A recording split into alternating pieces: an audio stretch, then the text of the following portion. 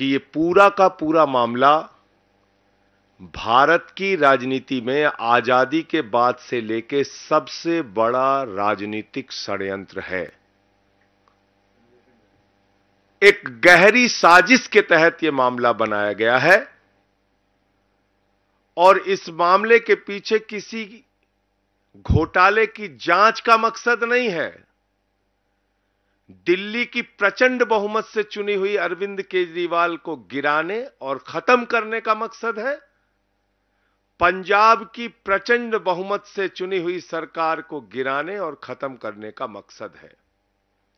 आम आदमी पार्टी की बढ़ती हुई ख्याति को और राष्ट्रीय पार्टी का दर्जा 10 वर्षों में हासिल करने की उपलब्धि को खत्म करने की कोशिश है। क्योंकि शराब घोटाला तो भारतीय जनता पार्टी ने किया है, वहां तो मनी ट्रेल मिल गया, 60 करोड़ का मनी ट्रेल मिल गया, लेकिन कोई कार्रवाई अब तक भारतीय जनता पार्टी के नेताओं पर नहीं हुई।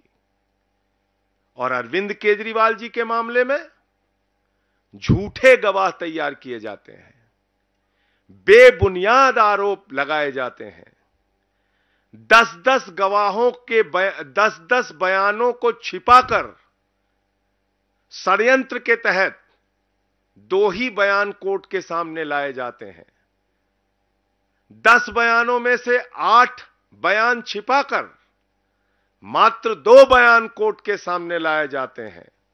और मैं फिर से दोहरा रहा हूं, मगुंटा रेड्डी, राघव रेड्डी के 10 बयान थे।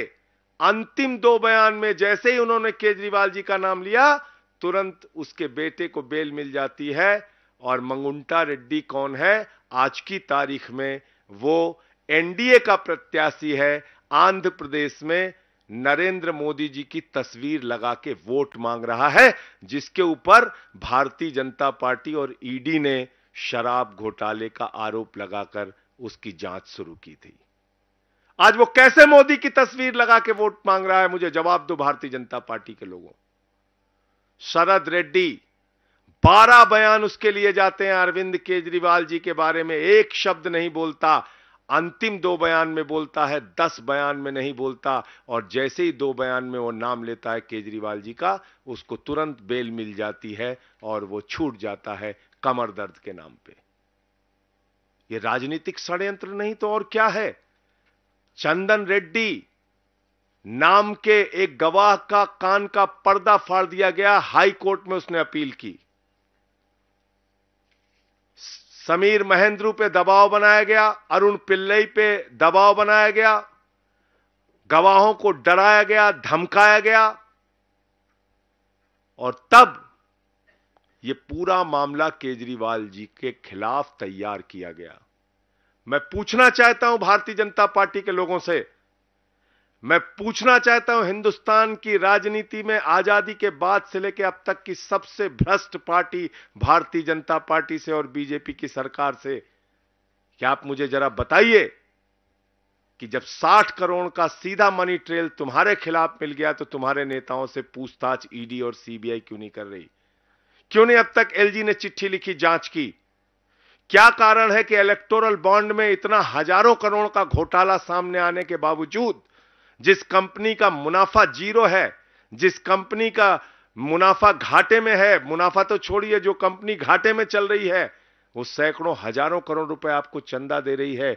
जो फर्जी कंपनियां कागजों में बनी हैं वो सैकड़ों हजारों करोड़ रुपए भारतीय जनता पार्टी को चंदा दे रही हैं। कहां income tax department, CBI, ED क्यों नहीं जांच करती भारतीय जनता पार्टी के नेताओं की? क्यों नहीं पूछताछ होती उनकी? क्यों नहीं गिरफ्तारी होती नहीं उनकी? क्यों नहीं छापे पड़ते उनके यहां? तो इसलिए मैं फिर दोहरा रहा हूं कि यह पूरा का पूरा मामला एक गहरी राजनीतिक साजिश के तहत अरविंद केजरीवाल जी के खिलाफ बनाया गया है। और जो बयान केजरीवाल जी के पक्ष में थे वो बयान ईडी ने जानबूझकर भारतीय जनता पार्टी और सरकार के इशारे पर राजनीतिक साजिश के तहत कोर्ट के सामने रखा ही नहीं बयान।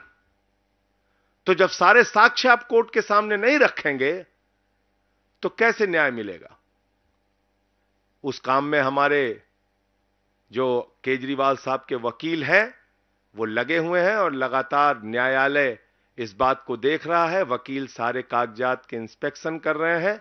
मुझे पूरी उम्मीद है कि माननीय सर्वोच्च न्यायालय से जल्द ही अरविंद केजरीवाल जी को न्याय मिलेगा, क्योंकि देखिए न्याय की प्रक्रिया है और न्यायिक प्रक्रिया में कई बार विलंब होता है।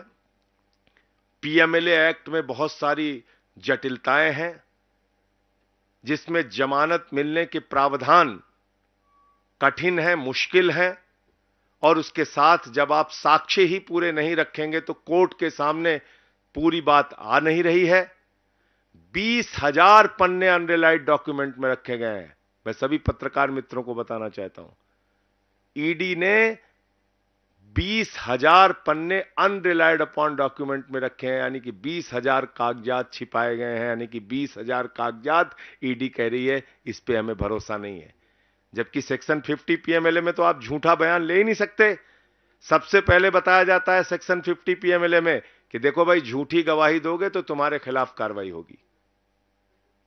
तो किसके खिलाफ कार्रवाई की? अगर 8 बयान किसी आदमी ने दिए और केजरीवाल जी का नाम नहीं लिया, और अचानक जैसे उसने केजरीवाल जी का नाम लिया उसको बेल मिल जा रही है, तो वो 8 बयान झूठे तो है नहीं, क्योंकि वो सेक्शन 50 में दर्ज है। उसको आपने क्यों छिपा लिया?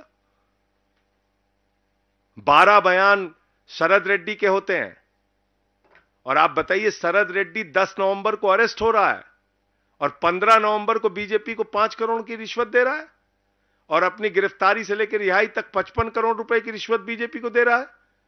उसकी जांच नहीं होगी।